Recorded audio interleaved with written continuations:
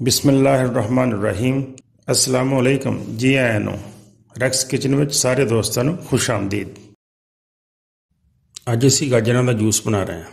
किनो माल्टे, चुकंदर ते सेब वगैरह पा के बहुत ज़बरदस्त किस्म का जूस बनावांगे। बहुत अच्छा जूस बनता है तो बड़ा ही ताकतवर होंदा है। कुव्वते मुदाफ़त नूं बहुत तेज़ करता है।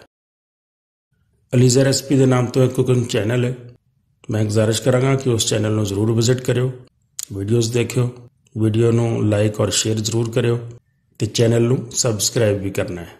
अलीज़ा रेसिपी चैनल का लिंक जड़ा मैं डिस्क्रिप्शन च दे दांगा, तो प्लीज़ उस चैनल नूं जरूर विजिट करना तो सबसक्राइब करना। बहुत शुक्रिया। तो आओ फिर गाजरां का जूस बनाना शुरू करिए। सब तो पहले असीं गाजरां नूं धो के अच्छी तरह उन्हें छिलांगे।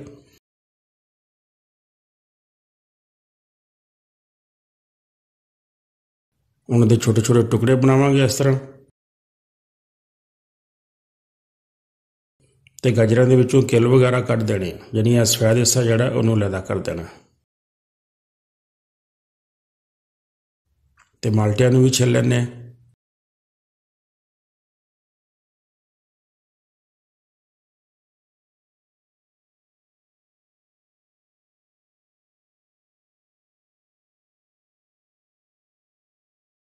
तो माल्टियां दे भी छोटे टुकड़े बना लो इस तरह।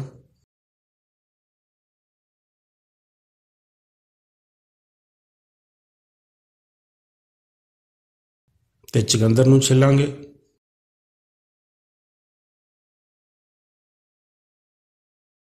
तो चुकंदर नूं छिल के उहदे भी छोटे पीस बना लेने। ये छोटे पीस इस वास्ते बनाने असीं कि ताकि सानू जूस बनाने लगे आसानी रहे।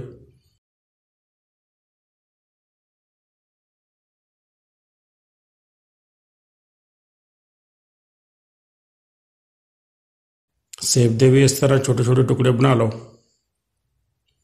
तो सारे जिन्ने फ्रूट है वो इस तरह छोटे टुकड़े बना के रख लो।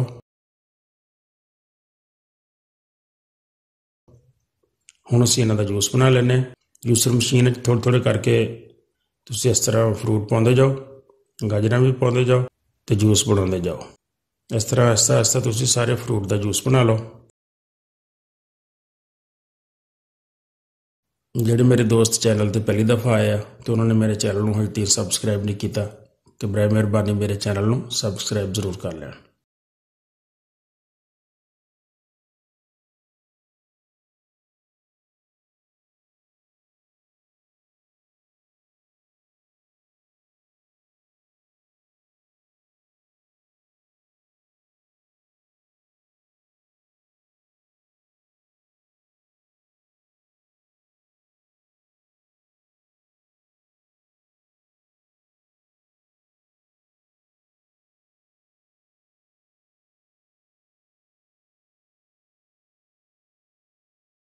जूस साडा तैयार हो गया।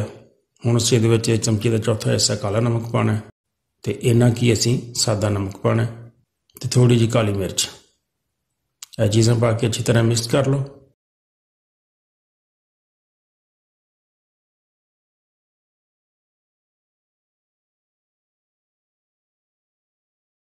तो जूस नूं गिलास च पाओ तो सर्व करो।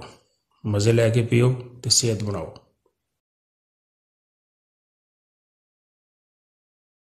वीडियो अच्छी लगी हो तो दोस्तों नाल जरूर शेयर करो। मेरी पूरी वीडियो देखने का बहुत शुक्रिया। अस्सलाम वालेकुम।